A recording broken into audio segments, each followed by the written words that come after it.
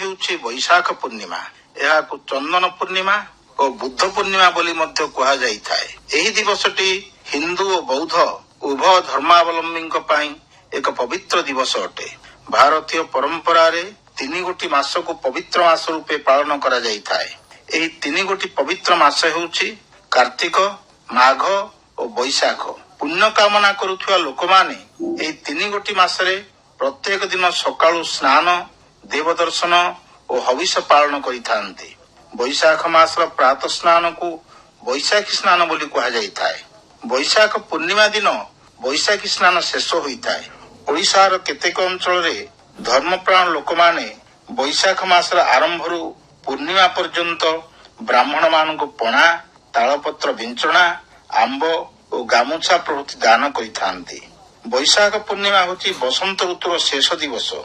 ଇତିହାସରୁ ଜଣାଯାଏ ଯେ ଓଡ଼ିଶାର ଦିଗ୍ବିଜୟୀ ସମ୍ରାଟ ମହାମେଘବାହନ ଐର ଖାରବେଳ ବୈଶାଖ ପୂର୍ଣ୍ଣିମା ଦିନ ସିଂହାସନରେ ଅଭିଷିକ୍ତ ହୋଇଥିଲେ। ବୈଶାଖ ପୂର୍ଣ୍ଣିମାକୁ ବୁଦ୍ଧ ପୂର୍ଣ୍ଣିମା ବୋଲି ମଧ୍ୟ କୁହାଯାଇଥାଏ, କାରଣ ଏହି ଦିନ ବୌଦ୍ଧ ଧର୍ମର ମହାନ ପ୍ରବର୍ତ୍ତକ ବୁଦ୍ଧଦେବ ଜନ୍ମଲାଭ କରିଥିଲେ। ଏହି ଦିନଟି କେବଳ ତାଙ୍କର ଜନ୍ମ ଦିବସ ନୁହେଁ, ଏହା ତାଙ୍କର ସାଧନାର ସିଦ୍ଧି ଦିବସ ମଧ୍ୟ। ଗୃହତ୍ୟାଗ କରିବା ପରେ ବୁଦ୍ଧଦେବ ବୋଧିଦ୍ରୁମ ତଳେ ବସି କଠୋର ତପସ୍ୟା କରିଥିଲେ। ବୈଶାଖ ପୂର୍ଣ୍ଣିମା ଦିନ ସେ ସିଦ୍ଧି ଲାଭ କରି ନିଜକୁ ବୁଦ୍ଧ ରୂପେ ପରିଚିତ କରାଇଥିଲେ। ସୁତରାଂ ବୌଦ୍ଧ ଧର୍ମାବଲମ୍ବୀ ମାନଙ୍କ ପାଇଁ ବୈଶାଖ ପୂର୍ଣ୍ଣିମା ହେଉଛି ସର୍ବାଧିକ ଗୁରୁତ୍ୱପୂର୍ଣ୍ଣ। ଏହି ଦିନ ପ୍ରତ୍ୟେକ ବୌଦ୍ଧ ମତାବଲମ୍ବୀ ଉପବାସ ପାଳନ କରି ସାଧନାରେ ମନୋନିବେଶ କରିଥାନ୍ତି।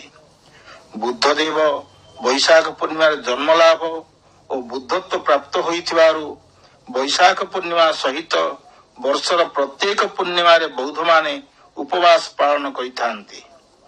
ଏହି ଦିନ ବିଭିନ୍ନ ବୌଦ୍ଧ ପୀଠ ବୁଦ୍ଧଂ ଶରଣଂ ଗଚ୍ଛାମି, ସଂଘଂ ଶରଣଂ ଗଚ୍ଛାମି, ଧର୍ମଂ ଶରଣଂ ଗଚ୍ଛାମି ବାଣୀରେ ମୁଖରିତ ହୋଇ ଉଠୁଥାଏ।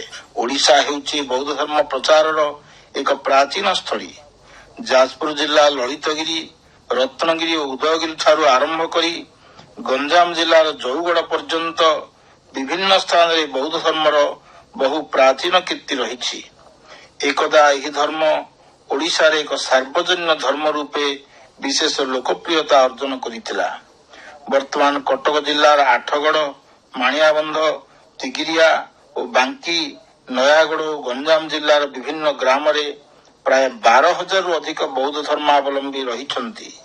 ଏହି ଦୃଷ୍ଟିରୁ ଆଜିର ବୈଶାଖ ପୂର୍ଣ୍ଣିମା ହିନ୍ଦୁ ଓ ବୌଦ୍ଧ ଉଭୟ ମତାବଲମ୍ବୀଙ୍କ ପାଇଁ ଏକ ପବିତ୍ର ଓ ଗୁରୁତ୍ୱପୂର୍ଣ୍ଣ ଦିବସ ରୂପେ ଗୃହୀତ ହୋଇଥାଏ।